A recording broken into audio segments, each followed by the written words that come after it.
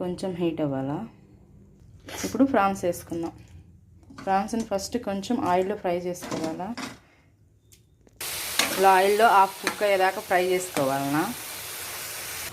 ఇలా ఫ్రై అవ్వాలి. వీటిని ఇప్పుడు ఒక ప్లేట్లో తీసి పెట్టుకుందాం. ఇప్పుడు దీంట్లో ఇంకొంచెం ఆయిల్ వేసుకోవాలా. ఇప్పుడు దీంట్లో పచ్చిమిర్చి ఉల్లిపాయ ముక్కలు వేసుకోవాలన్నా. ఇవి బాగా మంచిగా ఫ్రై అవ్వాలా. ఉల్లిపాయలు త్వరగా ఆగటానికి ఉప్పు వేసుకున్నా. కొంచెం కరివేపాకు. ఇప్పుడు అల్లం వెల్లుల్లి పేస్ట్. ఇది పచ్చి వాసన పోయేదాకా ఫ్రై చేసుకోవాలి. నేను 2 టమాటాలు కట్ చేసి ఇలా పేస్ట్ చేసుకున్నాను మిక్సీలో. దీన్ని ఇప్పుడు వేసుకున్నాం.